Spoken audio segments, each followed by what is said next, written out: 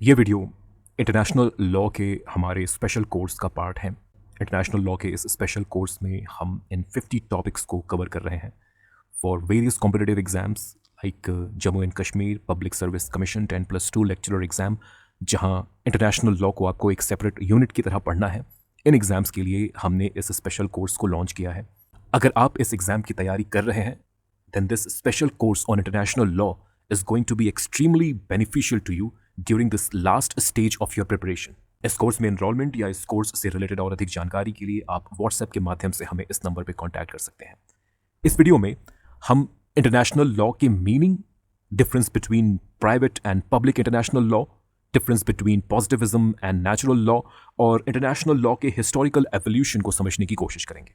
देखिए, जब कभी भी और जहां कहीं भी एक से ज्यादा यूनिट, फिर ये यूनिट इंडिविजुअल हो, व्यक्ति हो या स्टेट्स हो, जब कभी भी जहां कहीं भी एक से ज्यादा यूनिट साथ मिलकर रहने की कोशिश करेंगे, वहां ऑर्डर और स्टेबिलिटी की समस्या होगी। ये बात ह्यूमन बींग्स के लिए भी एप्लीकेबल है और स्टेट्स के लिए भी एप्लीकेबल है। International system, it comprises of many states and these states they have to live together, they have to coexistence या ग्रुप लाइफ, फिर चाहे ये स्टेट्स के बीच हो या इंडिविजुअल्स के बीच हो। एक ग्रुप लाइफ को सक्सेसफुल बनाने के लिए हमें ये क्लियरली स्पेसिफाई करना होता है कि ग्रुप के भीतर मौजूद जो यूनिट्स हैं वे किस तरह से एक दूसरे के साथ इंटरैक्ट कर सकते हैं। दैट मीन्स हमें ये बताना होगा कि ग्रुप के भीतर क्या किया जा सकता है, क्या नहीं किया जा सकता, क्या परमिसिबल है, क्या फॉरबिडन है। अगर हम एक ग्रुप लाइफ में ऑर्डर और स्टेबिलिटी को मेंटेन करके रखना चाहते हैं तो हमें इन बातों को स्पेसिफाई करना होगा। What can be done, what can not be done, what is permissible and what is forbidden. इन्हीं बातों को स्पेसिफाई करने का काम लॉ, कानून के द्वारा किया जाता है। So what is law? कानून क्या है? Law is that element which binds the member of a community और a group together in their adherence to recognized values and standards. एक कम्युनिटी या एक ग्रुप के मेंबर्स को एक साथ बांध कर रखना ताकि ये यूनिट्स, ये members a set of commonly accepted rules, regulation, norms and standards को फॉलो कर सके। This is what is the function and this is what is the meaning of law. Law को हम दो कैटेगरीज में डिवाइड कर सकते हैं, municipal law and international law. Municipal law means a law which exist with in a country, with in a nation state. Municipal law या domestic law एक vertical, एक हायरार्किकल लीगल ऑर्डर को represent करता है। यहां पर लॉ मेकिंग की एक सेपरेट अथॉरिटी होगी जिसे हम लेजिस्लेचर कहेंगे। लॉ को एग्जीक्यूट और इंप्लीमेंट करने की एक सेपरेट अथॉरिटी होगी जिसे हम एग्जीक्यूटिव कहेंगे। और लॉ के इंप्लीमेंटेशन में अगर कोई डिस्प्यूट्स अराइज होता है तो उन डिस्प्यूट्स को रिजॉल्व करने के लिए भी एक सेपरेट अथॉरिटी होगी जिसे हम जुडिशरी कहेंगे। These are the basic characteristic of a domestic legal system, a municipal legal system. इसके बाद है इंटरनेशनल लॉ। इंटरनेशनल लॉ हम उन लॉज को कहते हैं जो स्टेट्स के बीच ऑपरेट करते हों या एक स्टेट और किसी इंटरनेशनल ऑर्गेनाइजेशन के बीच ऑपरेट करते हो। इंटरनेशनल लॉ भी दो तरह के होते हैं, private international law and public international law. Private international law, जिसे कॉन्फ्लिक्ट ऑफ लॉज भी कहा जाता है, private international law, it is also called conflict of laws. Private international law की बात तब होती है जब एक कंट्री के डोमेस्टिक लीगल सिस्टम के भीतर कुछ ऐसे केसेस अराइज हो, इमर्ज हो, जिन केसेस में किसी फॉरेन कंट्री के लॉ का एप्लीकेशन इन्वॉल्व हो। It is in these types of cases where we talk about private international law. For example, मान लीजिए दो ब्रिटिश नागरिक हैं, लेकिन ये ब्रिटिश नागरिक फ्रांस में किसी प्रॉपर्टी को परचेज करते हैं और फ्रेंच लॉज के अकॉर्डिंग उस प्रॉपर्टी को वो रजिस्टर करते हैं। These two British citizens, they go to France. Over there, they purchase a property and register that property according to French laws. अब अगर इन ब्रिटिश सिटीजन्स के बीच इस प्रॉपर्टी को लेकर कोई डिस्प्यूट अराइज होता है और उस डिस्प्यूट को ब्रिटेन के भीतर रिजॉल्व हमें करना है, तो उस डिस्प्यूट, उस कॉन्फ्लिक्ट को रिजॉल्व करने के लिए ब्रिटिश लीगल सिस्टम के तहत हमें कुछ फ्रेंच लॉज को भी इंक्लूड करना होगा। फ्रेंच लॉज का एप्लीकेशन भी यहां पर होगा। This type of cases, this type of situation is governed by private international law. लेकिन जब हम इंटरनेशनल रिलेशंस में इंटरनेशनल लॉ की बात करते हैं, इंटरनेशनल लॉ को पढ़ते हैं, उस वक्त हमारा फोकस प्राइवेट इंटरनेशनल लॉ के ऊपर नहीं होता। हमारा focus mainly public international law पर होता है और ये जो पब्लिक इंटरनेशनल लॉ है इसे ही हम मेनली इंटरनेशनल लॉ कहते हैं। So it is actually public international law that we study within the broad topic of international law in international relations. तो हम इंटरनेशनल लेवल पर कंट्रीज के बीच मौजूद जितने भी rules, regulations, norms, customs, traditions की बात करते हैं, ये सब कुछ पब्लिक इंटरनेशनल लॉ के अंतर्गत ही आता है। पब्लिक इंटरनेशनल लॉ, या आप कह सकते हैं कि इंटरनेशनल लॉ म्यूनिसिपल लॉ या डोमेस्टिक लॉ से बहुत डिफरेंट होता है। Different not only in terms of functions but also in terms of structure and organisation. जहां म्यूनिसिपल लॉ एक वर्टिकल हायरार्किकल लीगल ऑर्डर पर बेस्ड है, वहीं पब्लिक इंटरनेशनल लॉ एक हॉरिजॉन्टल लीगल ऑर्डर को रिप्रेजेंट करता है। This is the basic difference between municipal law and public international law. Municipal law, it is based on vertical hierarchical legal order. Public international law, it is based on horizontal legal order. Horizontal legal order का मतलब है कि there is no world legislature to make laws for the countries. There is no world government to execute and implement these international laws, and there is no world judiciary to resolve disputes related to international law. अगर हम municipal law की बात करें, domestic law की बात करें, तो domestic law के केस में जिनके ऊपर कानून अप्लाई होता है, that means the citizens of a country. Citizens कानून खुद नहीं बनाते, they do not make the laws themselves. लेकिन इंटरनेशनल लॉ के केस में ऐसा नहीं है। इंटरनेशनल लॉ के केस में जिनके ऊपर लॉ अप्लाई होता है, that means the states, the countries खुद मिलकर कानून बनाते हैं।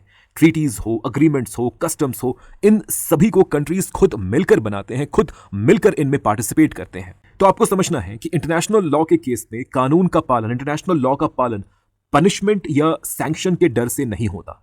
पनिशमेंट और सैंक्शन का डर म्यूनिसिपल लॉ के केस में वर्क करता है, डोमेस्टिक लॉ के केस में वर्क करता है। एक देश के भीतर नागरिक कानून का पालन इसलिए करते हैं क्योंकि उन्हें पनिशमेंट से डर होता है, because they are fearful of punishment. उन्हें पता है कि अगर वे कानून का पालन नहीं करें then they are going to be punished. So punishment के डर से एक कंट्री के भीतर उस कंट्री के डोमेस्टिक लॉ, म्यूनिसिपल लॉ को लोग ओबे करते हैं। लेकिन इंटरनेशनल लेवल पर कंट्रीज इंटरनेशनल लॉ को ओबे करते हैं पनिशमेंट के डर के वजह से नहीं, क्योंकि इंटरनेशनल लेवल पर कोई ऐसी वर्ल्ड अथॉरिटी एग्जिस्ट नहीं करती जो कंट्रीज को पनिश कर सके।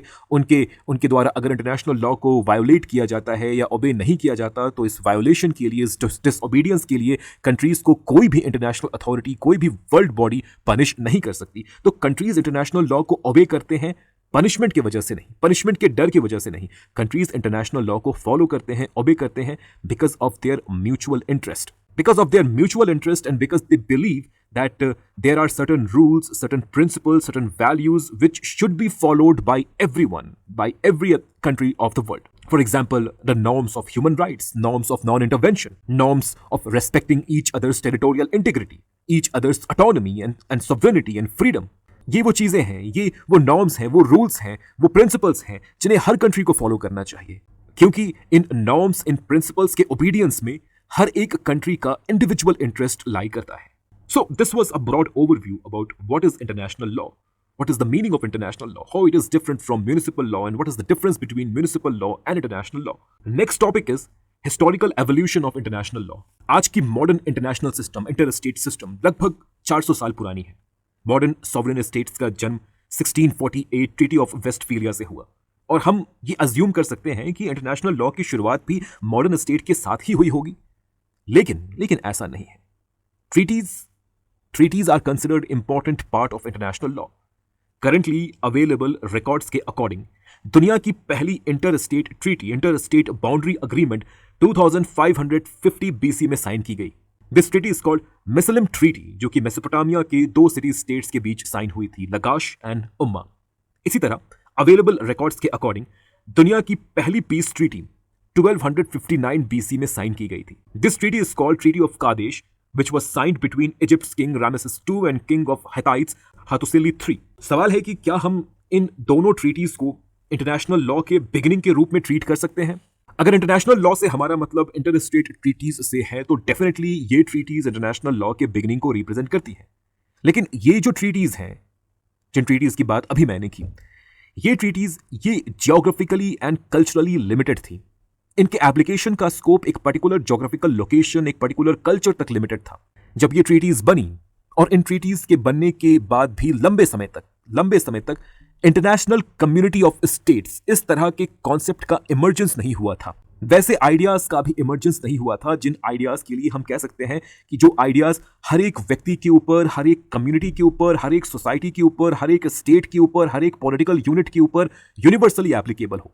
इस तरह के जो आइडियाज हैं, इस तरह के जो यूनिवर्सल आइडियाज हैं, इन आइडियाज को 3rd सेंचुरी BC में एंशिएंट ग्रीस में स्टोइक फिलोसोफर्स के द्वारा डेवलप किया जाता है। Such ideas, such universal ideas, they came to be known as natural laws. Such ideas, they came to be known as natural laws. Natural laws और international law का एक बहुत ही important relation है, बहुत ही important connection है। Ancient Greece में 3rd century BC stoic philosophers के द्वारा नेचुरल लॉ के कॉन्सेप्ट को डेवलप किया गया। बाद में रोमन एम्पायर के रूलर्स के द्वारा ग्रीस से इस नेचुरल लॉ के आइडिया को बोरो किया गया, इसे डेवलप किया गया। आपको समझना है कि इस वक्त रोमन एम्पायर expand कर रही थी। The time when Roman Empire they appropriated this idea of natural law from ancient Greece. At this time, Roman Empire was expanding. Empire के भीतर नई नई टेरिटरीज को continuously ऐड किया जा रहा था और इन नए टेरिटरीज को गवर्न करने के लिए यहां रहने वाले लोगों के लिए रूल्स बनाने की जरूरत थी। रोमन एम्परर्स इन रूल्स को, इन लॉज को वैसे आइडियाज पर बेस करना चाहते थे जो आइडियाज हर किसी के लिए इक्वली एप्लीकेबल हो। यही रीजन है कि रोमन एम्पायर के द्वारा नेचुरल लॉ के कॉन्सेप्ट को ग्रीस से नेचुरल लॉ के कॉन्सेप्ट को अडॉप्ट किया गया। The idea of natural law was turned into jus gentium, that means the law of people in Roman empire. बाद में नेचुरल लॉ के इसी आइडिया को इंटरनेशनल लॉ का बेस बनाया जाएगा। यहीं से इंटरनेशनल लॉ के डेवलपमेंट की शुरुआत होगी। So you need to understand that the history of international law is closely related with the history of the development of the idea of natural law. और इंटरनेशनल लॉ के idea के development में कई thinkers का important योगदान रहा है। एक एक करके हम इन थिंकर्स के व्यूज को समझते हैं। First is Francisco de Vitoria. He was a Spanish professor of theology at University of Salamanca. इन्होंने कहा that international law is based on the universal law of nature. और ये जो यूनिवर्सल लॉ ऑफ नेचर है ये सभी के ऊपर इक्वली एप्लीकेबल होता है, फिर चाहे वो यूरोपियन हो या नॉन यूरोपियन हो। विटोरिया स्पेनिश कॉलोनियलिज्म को क्रिटिसाइज करते हैं। साउथ अमेरिका के कॉन्टिनेंट को खोजा गया और स्पेन ने साउथ अमेरिका के कॉन्टिनेंट में अपने कॉलोनीज एस्टैब्लिश करना शुरू किया। विटोरिया कहते हैं कि यूनिवर्सल नेचुरल लॉ ये स्पेन के ऊपर भी एप्लीकेबल है और साउथ अमेरिका में रहने वाले जो नेटिव्स हैं उनके ऊपर भी ये इक्वली एप्लीकेबल है। इस लाइन ऑफ आर्ग्यूमेंट के अकॉर्डिंग कोई भी कंट्री किसी दूसरे टेरिटरी पर बिना किसी जस्ट काउज के इन्वेजन नहीं कर सकता, बिना किसी जस्ट काउज के किसी दूसरे टेरिटरी को ऑक्यूपाई, कैप्चर नहीं कर सकता। तो अगर स्पेन साउथ अमेरिका में अपनी कॉलोनीज को एस्टैब्लिश कर रहा है तो स्पेन को अपने इस एक्शन को जस्टिफाई करना होगा, नेचुरल लॉ के अकॉर्डिंग जस्टिफाई करना होगा। स्पेन ये क्लेम नहीं कर सकता that they have discovered a new territory, a new world and they are going to capture it, they are going to establish their colonies in it. This is not a justification, this is not a rational justification under the idea of natural law. Similar arguments Francisco Suarez के द्वारा भी present किए गए हैं। ये भी एक Spanish theologian थे। 1612 में इनकी बुक पब्लिश हुई, a treatise on law and God the law giver. इन्होंने भी नेचुरल लॉ को इंटरनेशनल लॉ से जोड़कर देखा। Next is Alberico Gentili. इनकी वर्क है द ज्यूरी बेली जो 1598 में पब्लिश हुई। इस बुक में Gentili law of war, law of treaties की बात करते हैं। जेंटली के लिए कहा जाता है कि इन्होंने इंटरनेशनल लॉ की एक्सप्लेनेशन और अंडरस्टैंडिंग से थियोलॉजी को अलग करने का काम किया। He is regarded as the originator of secular school of thought in international law. इसके बाद हम मूव करते हैं Hugo Grotius, the Dutch scholar who is widely regarded as the father of international law. इनकी दो इंपॉर्टेंट बुक्स है, the freedom of seas and the law of war and peace. Hugo Grotius ने भी international law को secular बनाने की कोशिश की। ग्रोशियस ने कहा कि even if there is no God, law of nature will still be valid because it is based on reason and rationality. Grotius ने फ्रीडम ऑफ हाई सीज की भी बात की। उनके अकॉर्डिंग ओशन पर, हाई सीज पर किसी भी कंट्री का कंट्रोल नहीं हो सकता, they belong to everyone. Hugo Grotius तक इंटरनेशनल लॉ और नेचुरल लॉ दोनों एक दूसरे के सिनोनिमस थे, दोनों एक दूसरे के साथ चल रहे थे। ह्यूगो ग्रोशियस के बाद हमें इंटरनेशनल लॉ में एक स्प्लिट देखने को मिलता है। दो ट्रेडिशंस यहां पर इमर्ज करते हैं। One of the tradition is called the natural law tradition and the other one is called the positivist tradition.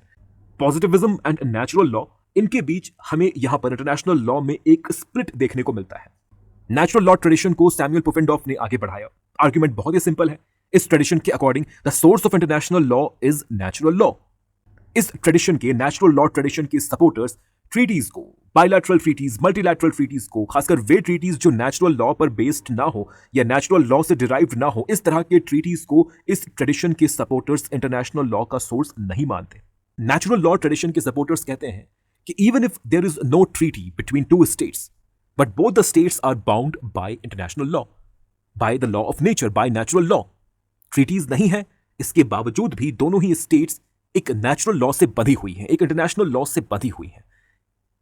They need to follow the dictates, they need to follow the principles, they need to follow the norms and the values of international law.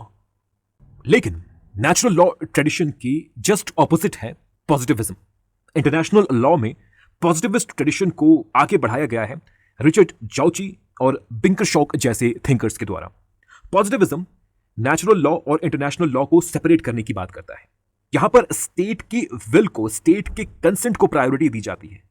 यहां पर उन्हीं laws को, उन्हीं international laws को, उन्हीं international treaties को valid माना जाता है जिन लॉज, जिन ट्रीटीज को खुद स्टेट्स मिलकर अपने कंसेंट के थ्रू बनाती हैं। पॉजिटिविस्ट ट्रेडिशन के सपोर्टर्स कहते हैं कि अगर कोई इंटरनेशनल लॉ नहीं है, अगर कोई ट्रीटी नहीं है, तो यहां पर इस परिस्थिति में दो स्टेट्स एक दूसरे से पूरी तरह से इंडिपेंडेंट होंगे। वो किसी भी रूल, किसी भी नॉर्म से बंधे नहीं होंगे।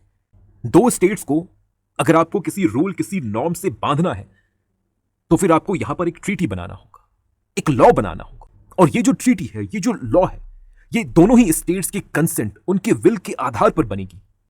Not on the basis of some abstract idea of natural law, but solely on the basis of the will and consent of the states.